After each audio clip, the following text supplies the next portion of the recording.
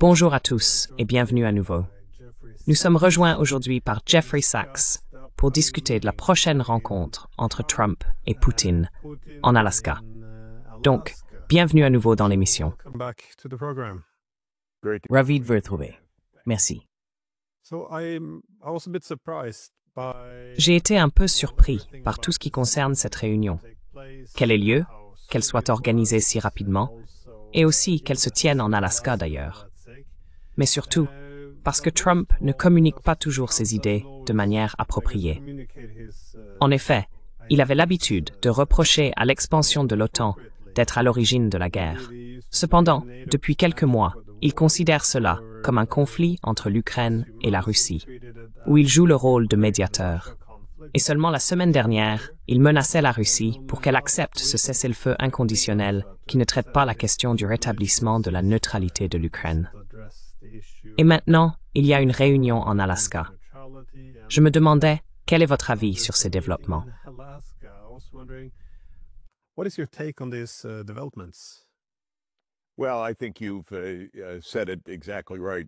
Eh bien, je pense que vous avez parfaitement raison. Il y a beaucoup de confusion pour nous à essayer de comprendre cela. Trump ne fait pas de discours pour expliquer son point de vue. Le gouvernement ne publie pas de documents pour expliquer les politiques officielles s'il en existe. Truth Social n'est pas un substitut.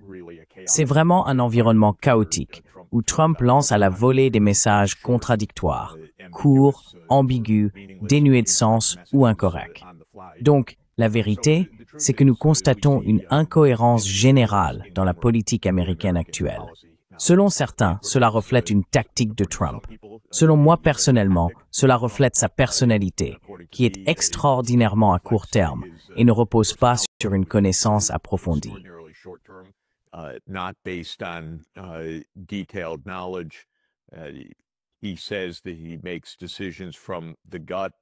Il dit qu'il prend ses décisions à l'instinct. Ce n'est pas vraiment une façon de diriger le monde. À mon avis, c'est extrêmement dangereux. Donc pour répondre à la question, en résumé, je ne pense pas que nous comprenions vraiment cette rencontre. Je ne m'y attendais pas. La diplomatie ne fonctionnait pas en surface, du moins depuis de très nombreuses semaines. Soudain, il y a cette visite de Witkoff à Moscou. Ensuite, une réunion est annoncée à la hâte. Le lieu est resté incertain jusqu'à il y a quelques jours. Puis, il a été décidé qu'elle aurait lieu en Alaska. Comme d'habitude, il y a une cacophonie de voix et des messages et affirmations contradictoires qui circulent sur les réseaux sociaux et dans les médias de masse.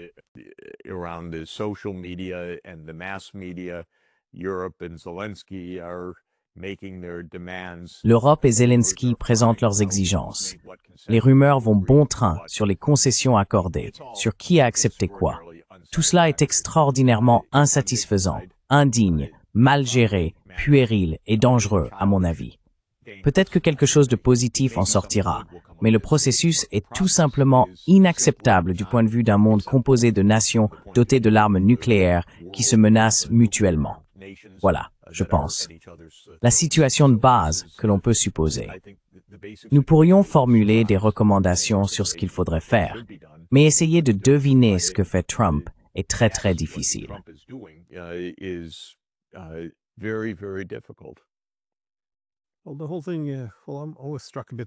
Eh bien, toute cette affaire, je suis toujours un peu frappé par un certain optimisme, car cela semble être une opportunité, s'il y a un véritable désir, je suppose, de mettre fin au siècle d'hostilité entre les États-Unis et la Russie et de vraiment transformer les relations, parce que leurs intérêts n'ont pas besoin d'entrer en collision en permanence.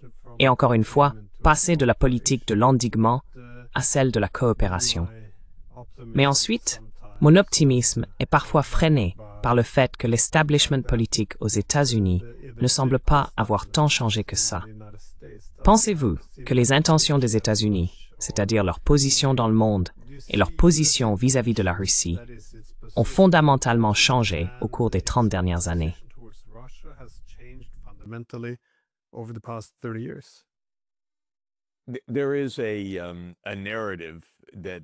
Il existe un récit selon lequel les États-Unis doivent gagner et Poutine doit perdre, quel que soit le résultat. C'est un récit très répandu dans les cercles politiques américains et il est également partagé dans les cercles européens. Eh bien, si l'on prend cela pour acquis, tout d'abord, ce sont des concepts presque dénués de sens. Que signifie gagner ou perdre? Nous ne jouons pas à un jeu de société.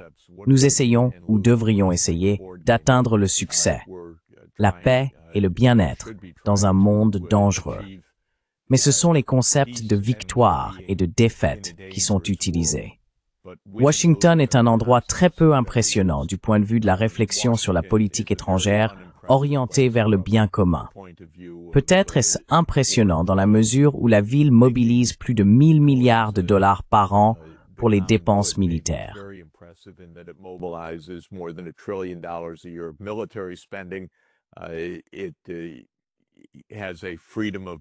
Elle mobilise et offre une liberté de manœuvre au complexe militaro-industriel aux États-Unis qui n'a pas d'équivalent. Elle est imperméable à l'opinion publique américaine qui souhaiterait clairement que cette guerre prenne fin. Mais ce n'est pas une opération impressionnante du point de vue de la logique, de la cohérence, certainement pas de la transparence et certainement pas de l'explication. Toi et moi sommes entièrement d'accord pour dire qu'il n'y a aucune raison à cette guerre et aucune raison à l'hostilité persistante entre les États-Unis et la Russie. Mais en réalité, la CIA ne partage pas notre point de vue. Le complexe militaro-industriel ne partage pas notre point de vue. The military-industrial complex doesn't share our view. Lindsey Graham, who is a fool, nasty man. Lindsey Graham, qui est un imbécile, un homme méchant, il ne partage pas notre point de vue. Et Biden ne partage pas notre point de vue. Et Trump, je ne sais pas s'il a un point de vue. Il veut des éloges, c'est bien peut-être. Peut-être qu'il veut des applaudissements. Mais qu'est-ce qui lui vaudrait des applaudissements en ce moment? S'il parvient à un accord avec Poutine, comme il le devrait, le président des États-Unis devrait dire clairement « l'OTAN ne s'élargira pas. Nous n'avons aucun intérêt à encercler la Russie. Nous allons arrêter de jouer à ces jeux. » Est-ce que cela lui vaudrait des éloges? Non. Cela lui vaudrait probablement des accusations d'apaisement, de faiblesse, de Munich une fois de plus. Et puisque Trump ce n'est pas un penseur, il n'a aucune connaissance.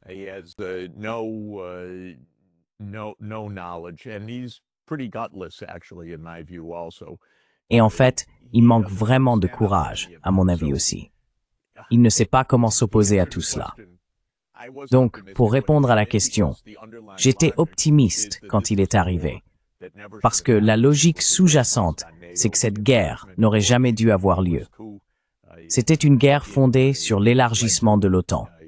Une guerre basée sur un coup d'État mené par les États-Unis en Ukraine en février 2014. Une guerre due à l'échec des pays occidentaux à soutenir et à approuver les accords de Minsk II. C'était une guerre due à des échecs diplomatiques. Et Trump disait qu'il voulait un prix Nobel de la paix. Je me suis donc dit, OK, il va arriver et il va bien faire les choses. Et il y a eu un moment d'espoir lorsqu'il a dit la vérité.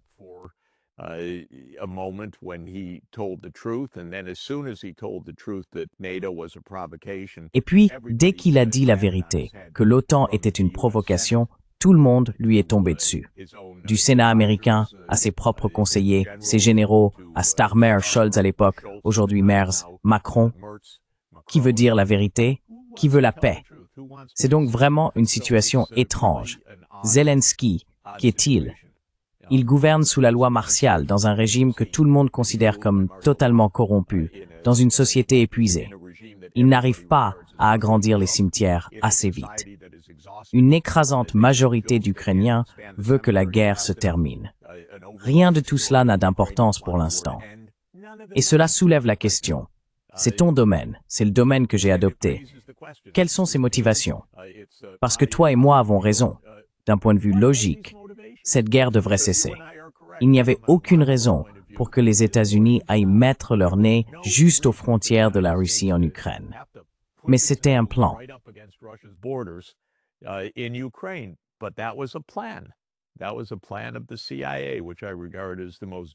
C'était un plan de la CIA, que je considère comme l'institution la plus dangereuse et la plus ratée de l'histoire américaine. C'est probablement encore le plan aujourd'hui. Voilà donc le vrai problème. Un président des États-Unis devrait se lever et dire la vérité. Trump ne le fait pas. Il ne pense pas que c'est son rôle. Il ne sait pas que c'est son rôle, ou il n'a pas le courage de le faire. Et il y a tant d'autres politiciens qui, en Europe, si un dirigeant se lève et dit « Faites la paix maintenant », on a du mal à trouver une voie. C'est incroyable. Je ne sais pas ce que veulent ces gens. Et aussi en Europe, on réclame un cessez-le-feu. Personne ne veut parler des raisons de la guerre, de son origine, de la manière dont elle devrait s'arrêter définitivement. De quoi s'agit-il? C'est une esquive délibérée et persistante qui est remarquable. Et c'est l'opposé de ce qui est vraiment nécessaire pour maintenir la paix.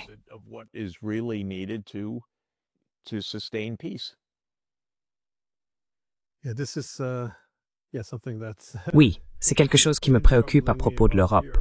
Même maintenant, tu as mentionné que la majorité des Ukrainiens souhaitent mettre fin à la guerre. Je crois que le dernier sondage de Gallup montrait que 69% veulent y mettre fin immédiatement, contre 24% qui veulent continuer à se battre. Mais pour les dirigeants européens, ils parlent toujours d'aider l'Ukraine. Ce qui explique pourquoi ils ne veulent pas engager de diplomatie avec les Russes et pourquoi les armes sont considérées comme la seule solution pour parvenir à la paix, pour paraphraser Stoltenberg.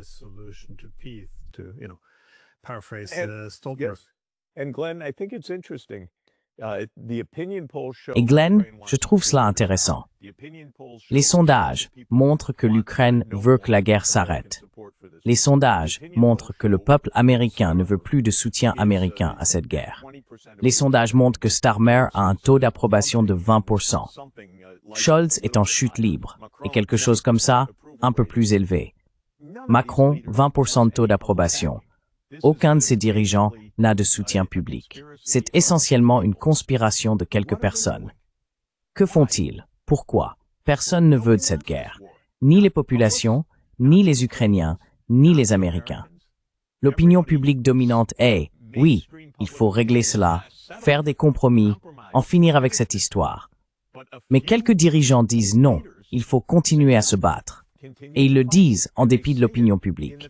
Et soi-disant, ce sont des démocraties. Et ces dirigeants démocratiques vont à l'encontre de leur propre peuple.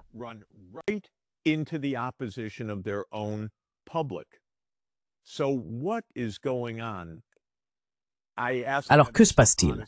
Je pose la question sincèrement, ce n'est pas une question rhétorique. Est-ce simplement la corruption?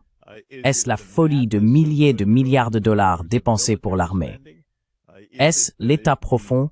Et j'ai tendance à le croire, c'est-à-dire la CIA et le reste du complexe militaro-industriel. Qu'est-ce que c'est? Il faut aussi dire, vous savez, je fais souvent, désolé de m'emporter, mais je fais souvent référence au seul président qui a vraiment cherché à instaurer la paix de mon vivant, qu'il a vraiment voulu, et c'était John F. Kennedy. La vérité, c'est qu'ils l'ont tué pour ça, au final. C'est peut-être ça l'histoire, aussi simple que cela. Ce sont des gens achetés, ils sont corrompus. Peut-être qu'ils sont aussi victimes de chantage, comme on le pense. Mais peut-être qu'ils n'ont tout simplement pas le courage d'aller au bout face à cette pression sous-jacente pour une guerre permanente.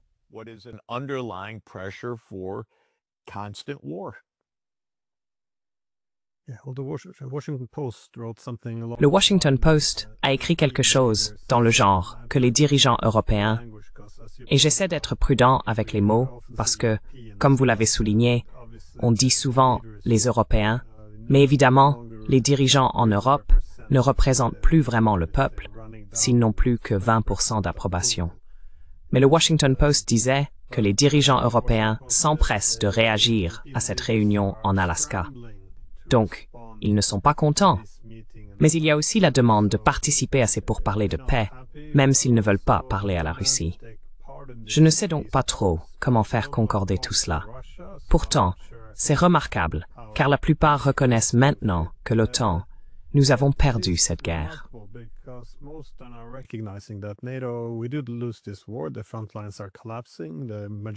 Les lignes de front s'effondrent. La majorité des Ukrainiens souhaitent la fin de la guerre. Pourtant, il y a une panique en Europe. Est-ce que cela a du sens pour vous? Je me demande si tout cela tourne autour de la position de l'Amérique en Europe. Qu'en pensez-vous? C'est-à-dire que, vous savez, le système d'alliance se renforce en période de conflit, et souvent, la menace d'un retour à la paix signifie aussi que cette alliance s'affaiblit. Les Américains ont exprimé à plusieurs reprises leur volonté non seulement de quitter l'Ukraine, mais aussi l'Europe, dans le cadre de leur pivot vers l'Asie. Mais encore une fois, les Européens étaient déjà très partisans de la guerre, avant la présidence Trump. Alors d'où vient cette panique? What is the panic about? Again, it's a question. C'est une question. L'Europe s'est elle-même acculée dans un coin, et ce coin rétrécit. En d'autres termes, l'Europe est de plus en plus dos au mur. Pourquoi? D'abord, les Européens refusent de parler à la Russie. Pourquoi? C'est un continent partagé. Pourquoi n'ont-ils pas de communication normale? Il ne s'agit pas d'amour, mais simplement de diplomatie. Non, non, il ne faut pas parler. C'est la première chose absolument étrange. Deuxièmement, l'Europe s'est retrouvée dos au mur avec la Chine, parce que ces soi-disant dirigeants européens, totalement incompétents, von der Leyen, Costa et d'autres, vont en Chine puis insultent les Chinois. Quel est le but de ce voyage? Ils veulent rompre les relations avec tout le monde. Troisièmement, ils s'humilient vis-à-vis des États-Unis parce que Trump se moque complètement de l'Europe. C'est évident. Et pourtant, les Européens se courbent autant qu'ils le peuvent, s'excusent pour tout et font des concessions unilatérales.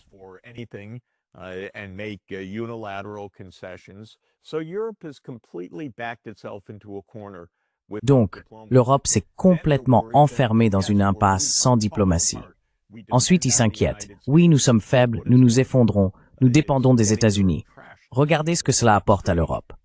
En réalité, l'Europe se fait démolir. C'est étrange. L'Europe compte plus d'habitants, je parle de l'UMER, que les États-Unis. L'Europe est un endroit vaste et sophistiqué. L'Europe, mais elle a complètement perdu ce qui était autrefois un nom, la soi-disant autonomie stratégique. On dirait qu'elle est désespérée que les États-Unis soient là. Et puis des gens comme Rutte, le secrétaire général de l'OTAN, qui appelle Trump papa. D'accord, tout est dit. On ne pourrait pas être plus clair. C'est très étrange. Où est le dirigeant européen qui dit « Pourquoi ne pas parler des causes profondes de tout cela ? Pourquoi ne pas réfléchir à une architecture de stabilité et de sécurité collective ?» Nous ne le faisons pas.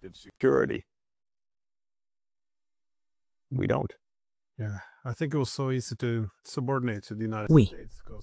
Je pense qu'il a été très facile de se subordonner aux États-Unis, parce que, pendant près de 30 ans, on a toujours supposé que les États-Unis auraient le dernier mot.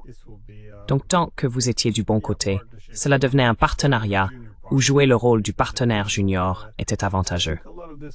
Je pense donc que beaucoup de choses ont brisé la réalité des dirigeants européens, car ils partaient du principe que si les Russes s'opposaient aux Américains sur ce point, si l'Amérique décidait vraiment de détruire l'Ukraine maintenant, alors elle réussirait. Et cela n'a pas réussi. Et maintenant, ils voient effectivement les Américains essayer de mener une politique qui bouleverse le monde avec l'Europe, à laquelle ils se sont pleinement engagés. Mais il y a aussi le rôle de la Russie, je pense, car pendant 30 ans, tous les liens diplomatiques avec la Russie consistaient à créer des institutions européennes dans lesquelles la Russie ne devait pas avoir de place à la table, mais on s'attendait à ce qu'elle respecte toutes les décisions.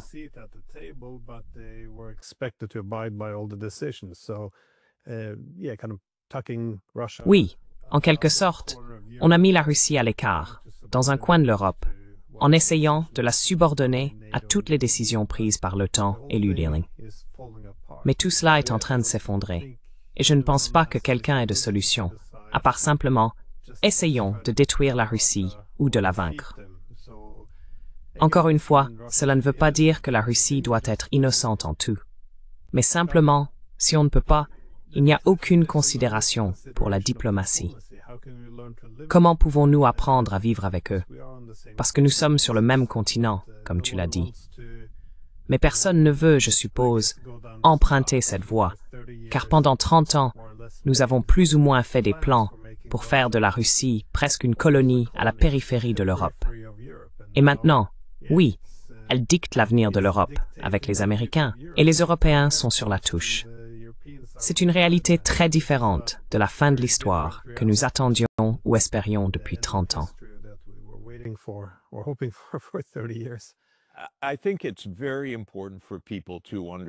Je pense qu'il est très important que les gens comprennent l'idée sous-jacente à long terme derrière tout cela. Et je remercie Zbigniew Brzezinski de l'avoir exposé clairement en 1997 dans un essai qu'il a écrit pour le Council on Foreign Relations, intitulé « Une géostratégie pour l'Eurasie », ainsi que dans son livre de la même année, Le Grand Échiquier. Il est évident que le plan des années 1990 visait à affaiblir la Russie, voire même à la voir se disloquer, car Brzezinski, dans son article de Foreign Affairs, évoquait le remplacement de la Russie par 3 pays différents dans une confédération lâche, ce qu'il appelait une Russie européenne, une Russie sibérienne et une Russie de l'Extrême-Orient. Et il estimait que oui, il se pourrait qu'elle se divise en 3, et pas seulement en un seul pays.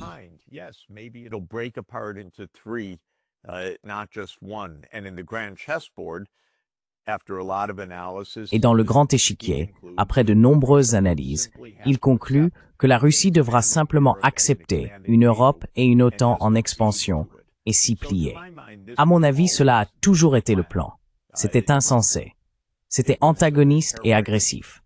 Vous savez, puisque vous et moi sommes confrontés au récit dominant quotidien selon lequel tout est de l'agression russe, les gens devraient simplement noter systématiquement sur une feuille de papier, s'ils utilisent encore du papier. Ils peuvent le faire sur un tableau Excel, s'ils préfèrent. Toutes les actions agressives de la Russie et toutes celles des États-Unis et de l'Europe.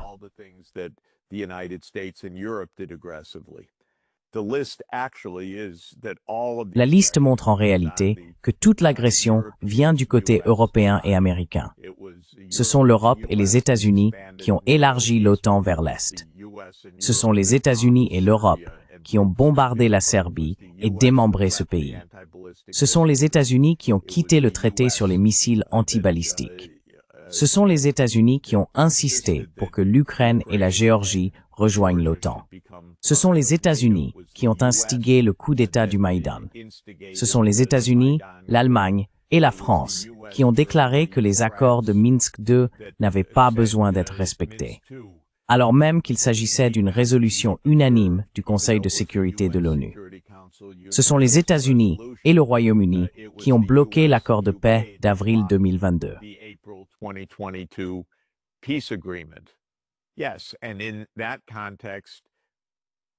Oui, et dans ce contexte, le 24 février 2022, la Russie a étendu ce qui était déjà une guerre de 8 ans par son invasion de l'Ukraine. Oui, elle l'a fait.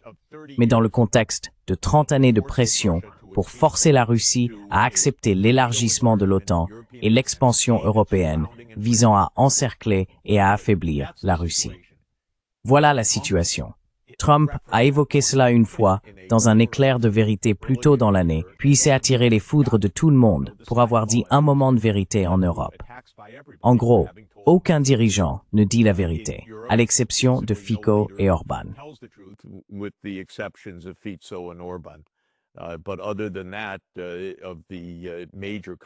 Mais à part cela, parmi les grands pays, personne ne dit la vérité. Maintenant, nous avons la réunion prévue vendredi. Peut-être devrions-nous en dire quelque chose d'optimiste. Cette guerre pourrait prendre fin. Cette guerre pourrait se terminer selon des conditions simples et directes. Trump n'a qu'à déclarer publiquement « l'OTAN ne s'élargira pas ». Publiquement, pas dans un message que Witkoff transmettrait en privé aux Russes, mais publiquement. Il doit dire « nous ne voulons plus de confrontation. Les combats doivent cesser. » Et l'idée d'encercler la Russie, etc., est exclue.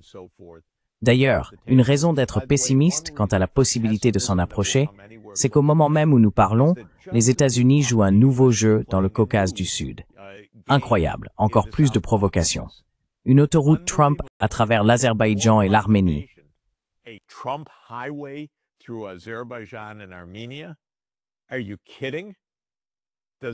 Vous plaisantez? Les États-Unis ont-ils la moindre capacité de retenue? Les États-Unis accepteraient-ils qu'une autoroute russe, une autoroute Poutine, traverse le Mexique? Mais alors même que nous discutons et essayons de trouver une lueur d'espoir, les États-Unis continuent de jouer dans le Caucase du Sud, comme ils le font depuis 30 ans d'ailleurs, car cela faisait partie de la stratégie, attaquer la Russie par son flanc mou.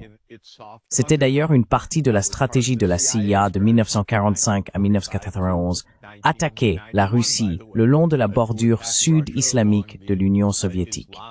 Donc, il semble qu'ils ne puissent pas s'empêcher de jouer à des jeux. Personne ne veut la paix. Tout le monde veut semer le trouble, la guerre.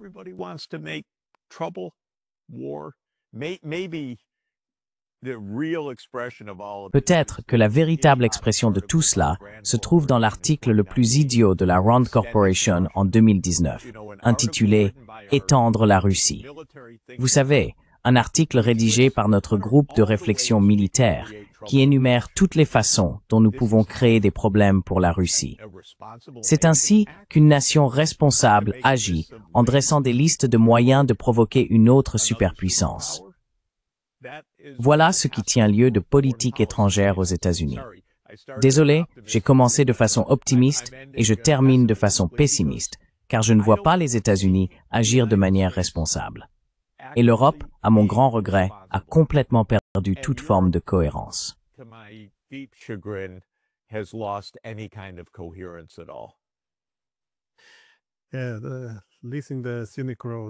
Oui, louer la route panoramique en Arménie pour 99 ans aux États-Unis. Maintenant, il semble que les signaux d'alerte en Iran soient bien plus forts qu'en Russie également. Donc cela va simplement devenir une autre crise.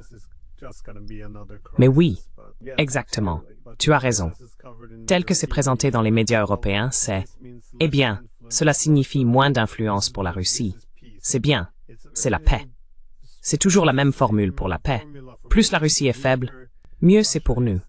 Cela ne prend pas vraiment en compte la compétition sécuritaire. Toute l'hypothèse, c'est que la Russie devra capituler parce qu'elle acceptera désormais qu'un camp soit dominant. C'est tout à fait exact. Au fait, je vois derrière votre épaule gauche le livre de Haslam, Hubris. J'ai fait une interview avec lui. En fait, c'est une critique de livre. L'hubris est au cœur du problème. Brzezinski a fait preuve de cette hubris. L'idée des Européens que vous venez de citer relève aussi de l'hubris. Croire que nous pouvons faire tout ce que nous voulons, que la Russie doit être mise à sa place. Bonne chance avec ça.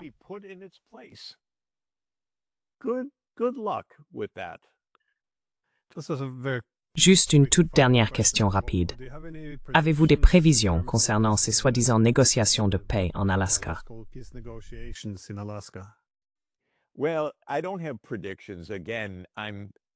Eh bien, je n'ai pas de prédiction. Encore une fois, j'espère que la raison de cette rencontre est que Blinken a dit au président Poutine que les États-Unis reconnaîtront les causes sous-jacentes du conflit et travailleront avec la Russie pour y mettre fin. Donc, la raison d'être optimiste, c'est qu'il est tout à fait correct et dans le pouvoir du président des États-Unis de dire que l'OTAN ne s'élargira pas. Nous mettons fin aux provocations. Nous ne déstabilisons pas l'Ukraine par des coups d'État et par cette vaste opération de la CIA en Ukraine, dont le New York Times nous a parlé l'année dernière, comme si nous avions besoin qu'on nous le dise. Nous visons à rétablir des relations normales entre deux superpuissances, et non à jouer un jeu avec la guerre par procuration en Ukraine qui a tué 1 million d'Ukrainiens.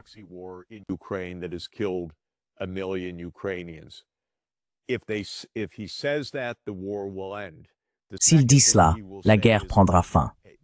La deuxième chose qu'il devrait dire, c'est « Je me fiche de ce que dit Zelensky. Il ne représente pas le peuple ukrainien. Il gouverne par la loi martiale. Son régime est corrompu. Le peuple ukrainien veut que cette guerre se termine, et ce de façon écrasante, comme Gallup vient de nous l'indiquer. Et il devrait dire aux Européens « Je ne vous écoute pas. Vous êtes ridicules. » Peut-être que nous avons créé ce monstre parce que les États-Unis ont promu des politiciens pro-État profonds pendant 30 ans. Mais ce sont les États-Unis et la Russie qui mettent fin à ce conflit. Et cela profite au monde entier. Aux États-Unis, à la Russie, mais aussi à l'Ukraine et à l'Europe. Et nous n'allons pas laisser des va-t-en-guerre qui n'ont aucune popularité dans leur pays faire obstacle. Voilà ce que j'espère voir sortir de tout cela.